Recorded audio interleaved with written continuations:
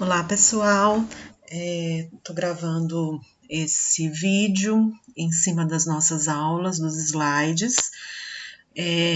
A próxima aula para o dia 1º de abril são os aspectos históricos da psicologia do desenvolvimento, e aí eu vou passar os slides e dando a explicação para vocês. Tudo que está no slide está na apostila de vocês também, tá certo? Então, quem quiser estudar pela apostila, também pode estudar pela apostila. Acho, inclusive, que vocês devem ler a apostila, ok? Então, vamos lá. A investigação sobre o desenvolvimento humano, ele se inicia ali com o estudo sobre a infância e foi estimulado aí pelas ideias do Darwin, Charles Darwin, né, que foi um grande biólogo e cientista que estudou a respeito das evoluções das espécies. Então, assim, como que as espécies se adaptaram na medida que o meio onde elas viviam estava se modificando, então elas precisavam se adaptar. Então, esses estudos eles começam a partir de Darwin e do comportamento das espécies, né? E a partir disso, os pensadores passam a ver a criança como uma fonte rica de informação potencial sobre a natureza humana. Mas aí a gente precisa entender que há uma evolução do conceito de infância, né? Como um período especial do desenvolvimento em que o indivíduo deve ser cuidado, protegido e supervisionado. Então, a ideia que a gente tem de criança é um serzinho que precisa de cuidado, que precisa ser protegido e supervisionado. No entanto, essa visão ela é bastante recente. Até o século XVII, predominava o conceito de criança como um adulto em miniatura, ou seja, acreditava-se que o raciocínio, os sentimentos e as ações infantis possuíam os mesmos elementos básicos daqueles dos adultos. Então, as crianças elas eram vistas como adultos em miniatura e que possuíam todos os aspectos dos adultos. E aí essa concepção ela vai influenciar o tratamento que a sociedade dispensava às crianças. Elas recebiam cuidados especiais até os 7 anos. Então, até os 7 anos, beleza, você precisa de cuidados especiais.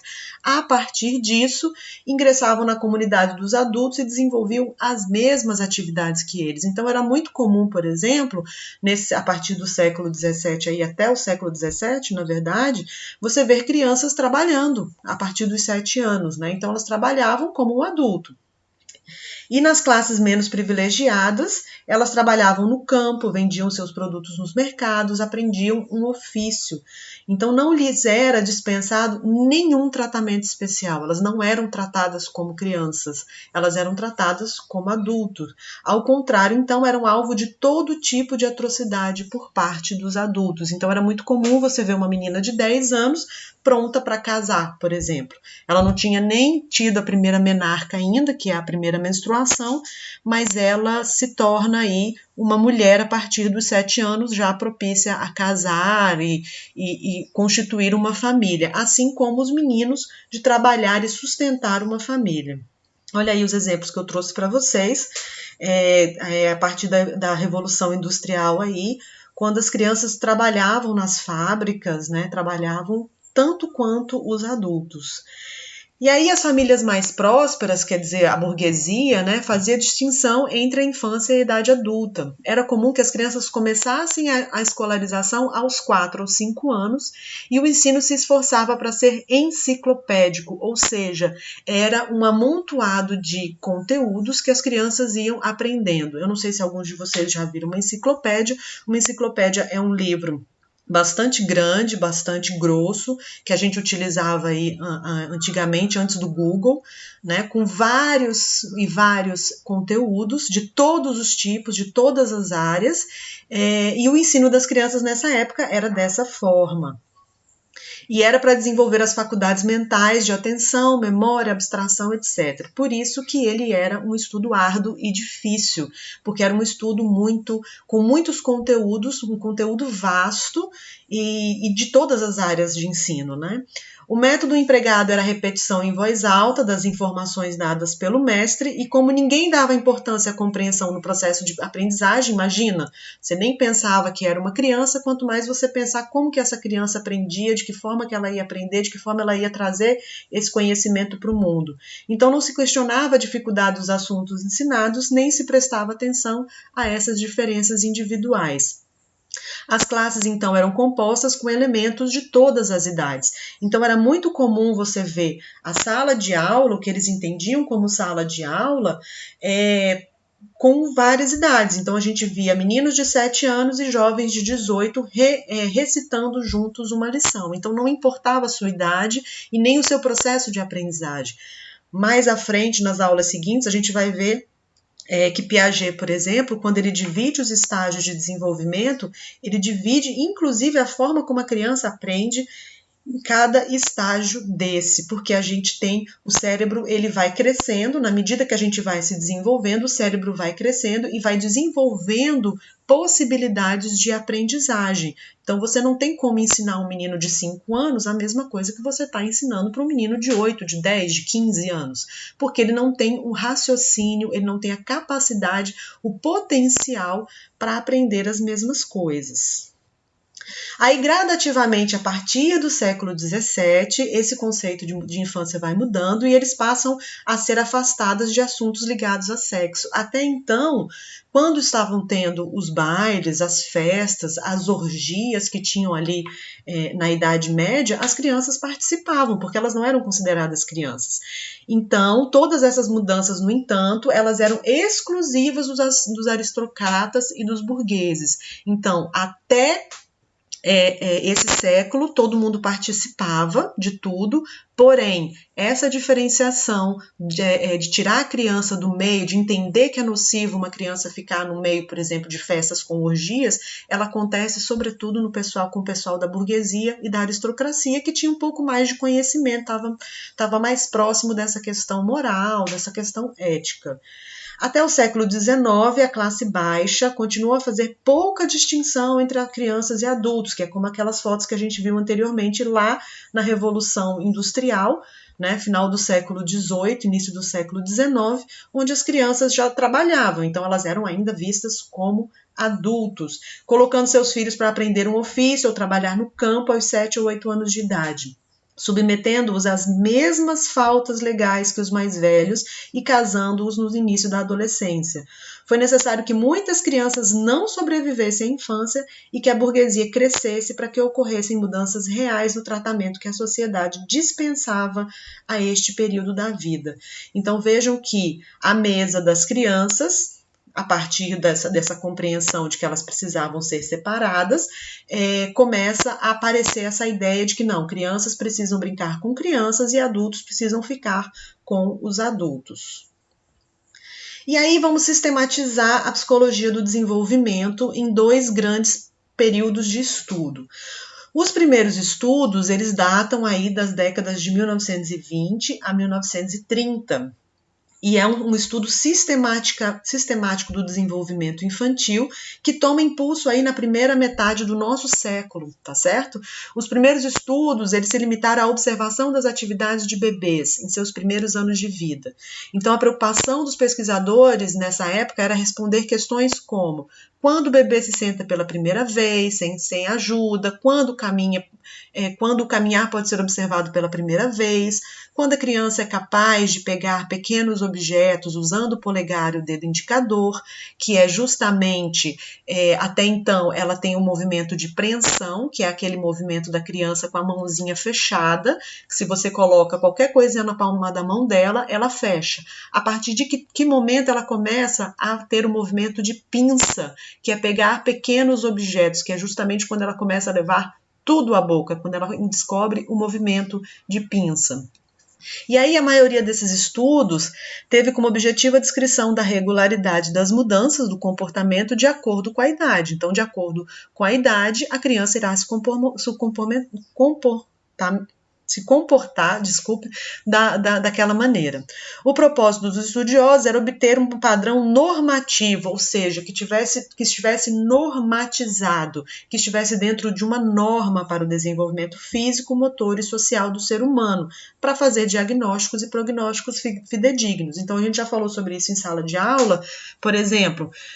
Até os 2 anos a criança precisa tirar a fralda? Precisa. Então, isso é normativo. Se ela leva muito tempo para tirar a fralda, muito depois dos 2 anos ou muito antes, isso está dentro de um outro padrão de comportamento que precisa ser investigado, porque até os 2 anos ela vai desenvolver o controle dos esfíncteres. Depois disso, quando ela já controla e os pais continuam utilizando fralda ou ela não está conseguindo tirar a fralda, então precisa se investigar para saber o que está acontecendo.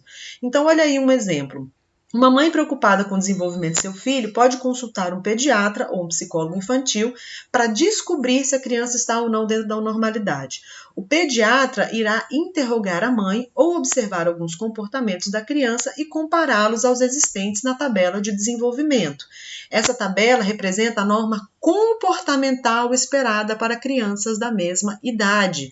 O diagnóstico faz com que o pediatra perceba a existência ou não de problemas, como o caso da fralda, por exemplo.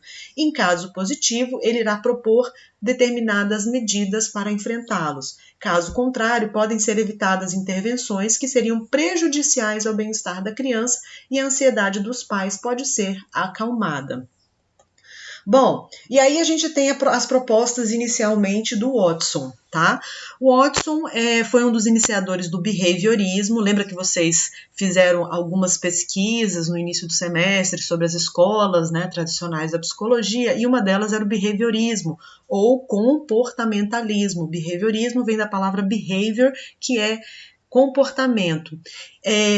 Ele empregou o modelo do condicionamento clássico de Ivan Pavlov para explicar o desenvolvimento humano.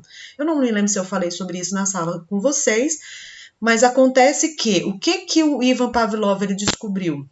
Que o instinto, né, o instinto, por exemplo, de salivar, ele é uma resposta inata, e ele descobriu isso a partir de um experimento com cães, onde ele, ao mostrar um bife para esse cachorro que fica nesse aparato aí, imediatamente esse cachorro salivava. Quando esse cachorro salivava, ele tocava um sino.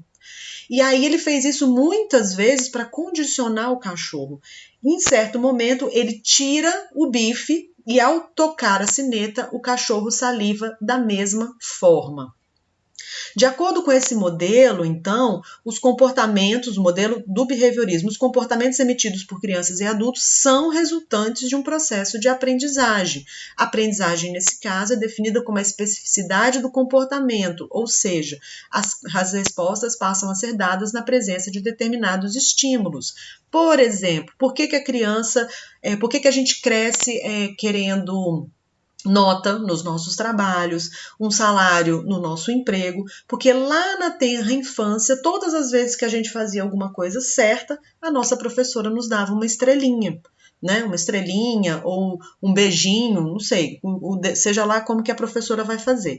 Então, isso faz com que a gente se condicione a quando eu faço alguma coisa, quando eu entrego alguma coisa, eu obrigatoriamente tenho que receber alguma coisa em troca. Da mesma forma que a gente aprende que quando a gente faz alguma coisa errada, nós somos punidos. E é assim que, por exemplo, são aplicadas multas de trânsito, é assim que é aplicado os impostos, porque a gente entende, fiz uma coisa errada, então agora eu vou ter que pagar por isso. Eu estou condicionada a entender que o erro causa uma punição, e isso faz com que a gente diminua alguns comportamentos errôneos na sociedade. Este princípio, então, do condicionamento, ele se aplica a muitas situações. Muitos tipos diferentes de comportamento são adquiridos por meio desse processo. Esse foi o ponto de partida de Watson. Embora ele tenha se interessado principalmente pelo estudo das emoções, afirmava que todas as capacidades humanas, traços de personalidade e motivos são aprendidos. Então, Watson ele não acreditava, por exemplo, que nós temos um livre-arbítrio para escolher o que a gente gosta e o que a gente não gosta. Para ele, nós somos estritamente condicionados pelo ambiente, estritamente condicionados pelos estímulos.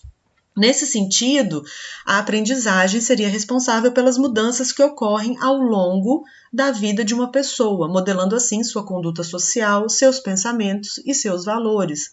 Por exemplo, ao ouvir a palavra não, que é um estímulo, a criança interrompe o que está fazendo, comportamento determinado pela palavra não. Então, quanto mais não a gente fala para a criança, mais ela aprende o que está certo e o que está errado. O medo do tratamento dentário apresentado pela maioria das pessoas adultas, bem como o choro e as tentativas de fuga da sala de espera observados de algumas crianças, são outros exemplos dessa aprendizagem. Então, se a criança entende que fazer um tratamento dentário é uma coisa ruim, ela vê outras pessoas chorando, sentindo dor, ou ela mesma passa a primeira vez por um tratamento e sente dor, aquilo fica condicionado. Então ela acredita que todo o tratamento dentário, às vezes só uma limpeza, só uma aplicação de flúor, mas ela acredita que isso vai ser doloroso. Então ela fica condicionada a pensar dessa forma. E geralmente os adultos passaram por muitas dores, né, nos consultórios dentários, e por isso que eles ficam achando que isso vai acontecer. Bom, após a experiência com a criança de 9 meses, Albert, e o condicionamento de medo de animais e coisas que lembravam um rato branco, Watson concluiu que as emoções humanas são produto de um processo de aprendizagem. Então, o que foi esse experimento? Ele falava o seguinte: bom, eu vou apresentar para a criança um coelho, eu vou apresentar um cachorrinho branco, eu vou apresentar o Papai Noel com a barba branca, e essas emoções são boas em relação a isso. Só que no momento em que a criança tocava no coelho, ele tocava uma sineta. E a criança levava um susto. Naquele momento, ele estava condicionando a criança a achar que tudo que é branco e peludo vai trazer medo, vai dar susto. Então, a partir daquele momento, basta ela ver o Papai Noel, por exemplo, que ela vai ficar com medo. Basta ela ver um coelho que ela vai ficar com medo. Então, segundo ele, a partir desse experimento, ele diz que existem 3 emoções básicas: o medo, a raiva e o amor, que inicialmente são provocados por estímulos específicos para depois, no decorrer do desenvolvimento, muitos outros estímulos são associados a esses originais, a esses 3 básicos, resultando assim uma gama de imensas emoções e situações controladoras. Posteriormente, as propostas de Watson para o desenvolvimento humano foram adotadas por outros estudiosos. Com o tempo, esses princípios do behaviorismo sofreram reformulações e vários outros conceitos foram acrescidos. Então, veja aí o bebê Albert, né? Então, assim, toda vez que o bebê toca ali no ratinho branco, toca-se uma sineta ali em B1, aí ele leva um susto. No que ele leva um susto, ele é condicionado a ter medo de animais ou de coisas brancas, né? Brancas peludas, como, por exemplo, a barba, né? Eu falei do Papai Noel, mas uma barba branca já traria medo a ele. Então, ele foi condicionado. E eu tenho certeza que se vocês pararem para refletir, a gente tem muito disso, né? Medo de barata. Por que você tem medo de barata? É só um bicho que você pode matar pisando nele. Só que em algum momento talvez você tenha sofrido um trauma na sua infância, uma barata subiu em você, ou então sua mãe gritava quando via uma barata, e aí você vai se condicionando a ter medo de barata, por exemplo. Bom, falamos de Watson e do behaviorismo, agora vamos falar das propostas de Freud para o desenvolvimento. A segunda fonte de inspiração dos estudos explicativos realizados aí na década de 20 e 30 foi a teoria psicanalítica de Freud.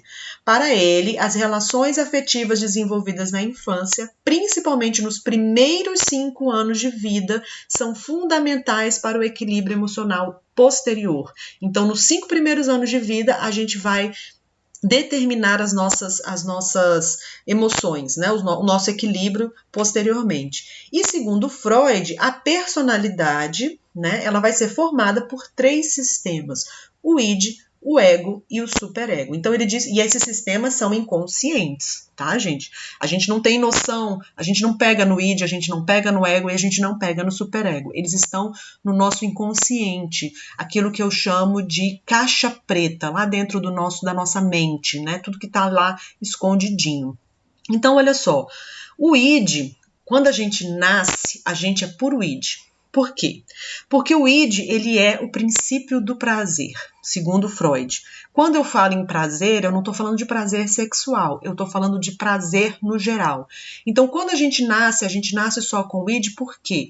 Porque o nosso prazer, o nosso instinto primário é de sobrevivência. O nosso instinto é mamar, então a sucção, que é natural. O nosso instinto é chorar, o nosso instinto é sorrir. Então é só pelo princípio do prazer. A criança aqui, ela não sabe quem é ela e quem é a mãe. Tá tudo muito interligado ainda. Ela pensa que ela é tudo ao mesmo tempo. Então o id, ele é regido por esse princípio do prazer. Profundamente ligado à libido. O que é libido? Libido é a energia sexual. Na verdade, é a sexualidade que nos move.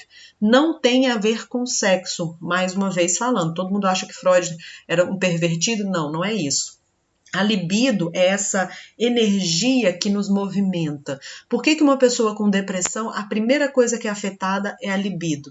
Porque aí ela para de comer, ela para de querer tomar banho, ela para de querer se arrumar, ela só tem vontade de ficar dormindo, porque justamente essa energia vital, essa energia da sexualidade que Freud falava que é a libido, ela fica amortizada, ela fica baixa.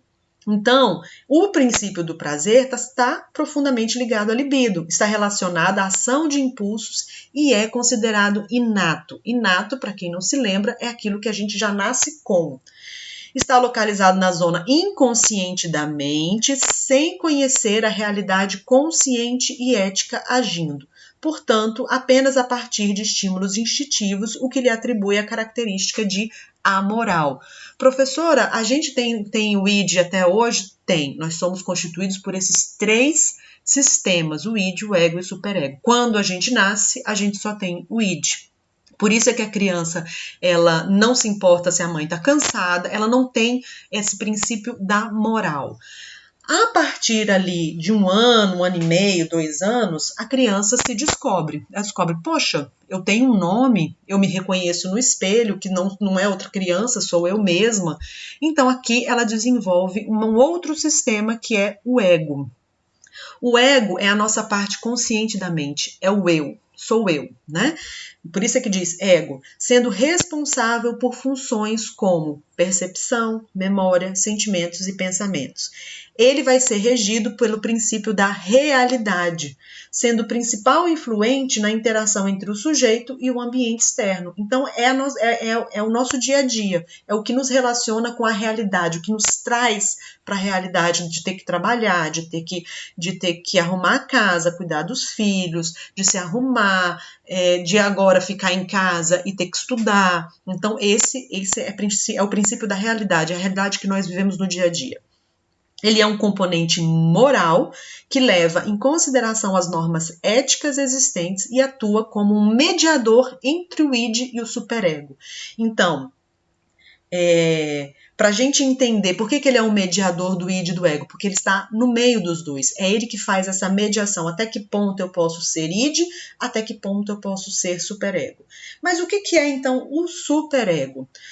O superego são os valores, sabe, os valores morais que são introjetados quando a gente é criança, que os nossos pais nos ensinam que é errado mentir, que os nossos pais nos ensinam que não pode roubar, que o que é certo, o que é errado, até onde a gente pode ir, quais são os limites das coisas. Isso forma o superego da criança. Por isso que é tão importante até os 5 anos, porque é onde ele vai se formar. Então, ele é o componente inibidor da mente, atuando de forma contrária. Então, ele é completamente oposto ao id. Ele é considerado hipermoral, ou seja, muito moral, e segue o princípio do dever. E faz o julgamento das intenções do sujeito, sempre agindo de acordo com as heranças culturais relacionadas a valores e regras de conduta. O superego é, então, o componente moral e social da personalidade. Eu não sei se vocês lembram que há muito tempo atrás, nos desenhos, acho que da Disney, o Tom e Jerry, né, e tudo mais, tinha sempre um personagem que é o ego, ou seja, vamos supor, o Tom, né? O gato Tom tá lá, ele é o ego, e aí de repente ele queria fazer alguma coisa. E aí aparecia do lado direito dele um capetinha, um diabinho dizendo: "Vai lá, faz", né? Que geralmente era ele pequenininho do lado dele assim, vestido de capetinha, falar, não, vai lá e tal, faz. E do outro lado, de repente, aparecia ele vestido de anjinho, pequenininho, dizendo, não faz, não tá certo. Essa é a caracterização mor do id, ego e superego. O ego se perguntando se deve fazer ou não, porque ele é regido pelo princípio da realidade, o id te dizendo faça e o seu superego dizendo não faça, tá? Então, essa é a caracterização. E aí tem esse desenho aí, que também é muito característico, que é o seguinte: eu tenho o ego, que é essa criaturinha aí, eu tenho o id dizendo, mas a Andréia é muito gostosa, né? E o superego diz, não, mas ela é namorada do meu melhor amigo, então eu não posso olhar para ela. E aí o que ele faz? Ele se alivia, Andréia, lá dentro da realidade dele. O que ele pode ter com a Andréia? Só se aliviar sozinho, pensando nela. Ele não pode olhar para ela porque o superego diz que não, o id está dizendo, vai lá, Andréia é gostosa, mas ele sabe que ele não pode. Então ele vai se aliviar de outra forma. É basicamente isso, tá certo? Então, por exemplo, a gente até costuma dizer que a pessoa, quando ela bebe, ela faz aquilo que ela tinha vontade de fazer, né? Muitas pessoas, quando bebem, ficam bêbadas, às vezes fazem coisas que a gente fala, mas não tá parecendo com essa pessoa, não costuma fazer isso. A gente costuma até dizer que o superego, ele fica meio inebriado pelo álcool, e aí o id vem à tona, tá? Então, essas são os três sistemas, os três elementos da personalidade segundo Freud. Bom, aí vem o segundo período, né? A gente falou do primeiro, vem o segundo período, que é a partir de 1950. Então, mesmo com as influências de Watson e Freud, os estudos na área do desenvolvimento começaram em número a partir de 1930. Então, Freud falava, Watson falava, mas ele começa mesmo a partir de 1930. Isso talvez tenha ocorrido devido à predominância dos estudos descritivos, ou seja, para descrever o comportamento das crianças, no caso. A descrição desses comportamentos não é um assunto tão desafiador para reter a atenção de grande número de pesquisadores durante algum tempo. E aí, em consequência, quando se compara a área de desenvolvimento com as demais áreas da psicologia, nota-se um declínio no número de publicações a partir da década de 40. No entanto, esse declínio foi temporário, então eles pararam de estudar as crianças por um tempo, mas a partir da década de 50, a psicologia do desenvolvimento começou a se expandir, expansão essa que vai até os dias de hoje. Pensando, inclusive, que nos dias de hoje ela dá um salto, porque ela começa a estudar também os idosos, né? Porque até uma certa época, a gente já até falou sobre isso, os idosos não viviam tanto quanto hoje. Então, hoje a psicologia do desenvolvimento ela está preocupada também com a melhor idade. Bom, vários fatores contribuíram para o fortalecimento desse campo aí da psicologia do desenvolvimento. O primeiro foi o aumento da influência do behaviorismo, né, que a gente falou lá de Watson. Essa abordagem, cuja presença havia crescido de maneira marcante nas outras áreas da psicologia, se fez sentir fortemente no estudo do desenvolvimento. Isso levou à modificação no enfoque das pesquisas. Eles deixaram de se preocupar com o estudo genérico do desenvolvimento, ou seja, dizer que todas as crianças são iguais, e passam então a investigar experimentalmente assuntos ligados a processos tais como a percepção, a atenção, a capacidade de resolução de problemas e a conduta social. Então, uma criança de 2 anos não percebe o meio onde ela está igual a uma criança de 12 anos, de 11 anos. A percepção é completamente diferente. Então, eles começam a se dar conta disso. O segundo fator responsável por essa ascensão aí da psicologia do desenvolvimento foi a renovação da preocupação com as bases biológicas da conduta humana. Esse interesse trouxe de volta o estudo de bebês, mas agora na forma de pesquisas explicativas e não meramente descritivas. E aí começa então a se estudar os gêmeos, começa a se estudar crianças com o QI avançado, então essas coisas começam então a haver um interesse de bases biológicas, como é que as crianças se relacionam, como é que uma criança, por exemplo, como é uma criança filha única, como é uma criança que tem irmãos, então, como que ela evolui biologicamente em relação a isso. E aí o terceiro fato foi o interesse crescente na teoria de Jean Piaget, né, os Estados Unidos começa aí, e a Inglaterra, a pensar na teoria de Piaget. Embora esse autor tivesse começado a publicar suas obras lá na década de 20, então se a gente fosse pensar, ele estava lá naquele primeiro período, mas foi apenas em 1950 que se tornaram acessíveis em língua inglesa.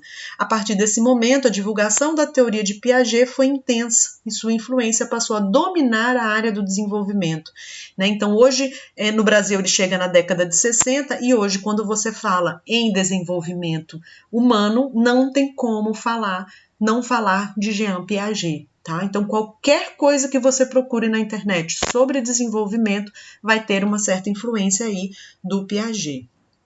Quais que eram as propostas de Piaget para o desenvolvimento? Ele formulou uma teoria que descrevia como crianças e adolescentes pensam e adquirem conhecimento, ou seja, a gênese, a origem, o nascimento e a evolução do conhecimento humano, percebendo que a lógica do funcionamento mental da criança difere qualitativamente do funcionamento do adulto. Então, uma criança jamais vai aprender da mesma forma que um adulto. Ah, professora, mas e as crianças superdotadas? Ela pode até ter conhecimento, mas a experiência de vida não tem como ela ter como um adulto. E as duas coisas estão interligadas. Então, Piaget investigou como a lógica infantil amadurece se transformando em lógica do adulto. Com base nessas investigações, elaborou uma teoria do desenvolvimento cognitivo ou intelectual. Lembrando que cognitivo tem a ver com conhecimento. Então, para o Piaget, o desenvolvimento cognitivo da criança matura, ou seja, amadurece por meio de constantes desequilíbrios e equilibrações. Então, no momento em que a criança está aprendendo, ela vai desequilibrar e equilibrar. Como que ela faz isso? A partir de dois mecanismos que surgem para alcançar um novo estado de equilíbrio. Esses dois mecanismos são a assimilação, no qual o ser desenvolve ações destinadas a atribuir significações a partir de um fato anterior e aos elementos do ambiente com os quais dialoga, e a acomodação, que surge quando o organismo tenta restabelecer um equilíbrio superior com o meio ambiente. Agora, o ser é impelido a se modificar e se metamorfosear para se ajustar ao meio. Exemplos, 2 exemplos básicos. Uma maçã. Você não come uma maçã inteira. Se você comer uma maçã inteira, primeiro que ela não cabe na sua boca, segundo que você não vai conseguir engolir. Então você precisa assimilar, você precisa comer aos pedaços, você precisa mastigar essa maçã. Essa é a assimilação. Quando você engole e vai fazer a digestão, você acomodou essa maçã no seu corpo, certo? Outro exemplo, uma criança, quando o primeiro animal que a criança aprende a falar é au-au. Então, o primeiro bicho que a criança aprende é au-au. Um animal de pelos, geralmente marrom ou preto, tanto faz, e de 4 patas. E aí, ela, au-au. Tudo para ela começa a ser au-au. Então, a primeira coisa que ela faz é assimilar que se tem 4 patas, se tem pelo, é um au-au. Então, um cavalo é um au-au, um gato é um au-au, qualquer bicho de 4 patas é um au-au. Da mesma forma que se ela conhecer a cocó, ela vai achar que todo passarinho é uma cocó. Tem penas, tem 2 patinhas, tem bico, é cocó. Então, isso aí ela está assimilando, ela está tentando, tá organizando da maneira que ela já tem na cabecinha dela. Então, ela já sabe que animais com 4 patas são os cachorros.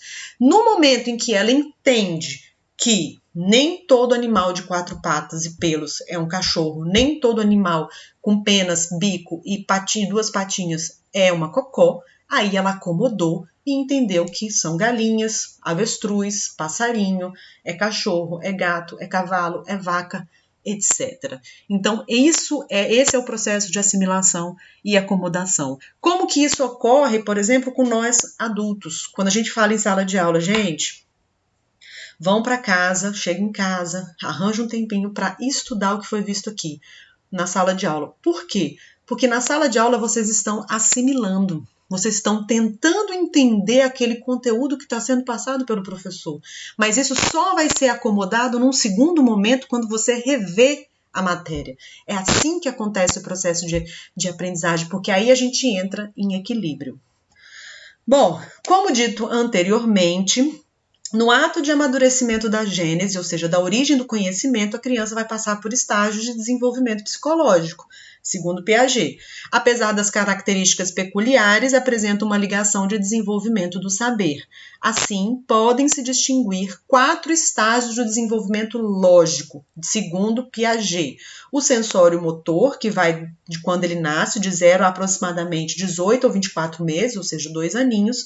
O estágio pré-operatório, que vai dos 2 anos até mais ou menos os 7, o operatório concreto, cerca de 7 anos até mais ou menos o início da puberdade ali, que são os 12 anos, e o estágio formal, que é dos 12 anos até o resto da nossa vida. E aí a gente vai ter a oportunidade de conhecer melhor esses estágios aí nas próximas aulas. Ok, pessoal? Isso era o que eu tinha para passar para vocês. O que vocês vão fazer? Ler o texto para leitura e discussão, que está na página 15 da apostila de vocês, e realizar as questões sobre o texto que está logo abaixo. E em seguida, vai postar no Google Classroom ou então enviar para a professora, que sou eu, até o dia 1º de abril. Então, vocês têm exatamente uma semana para fazer isso, ok?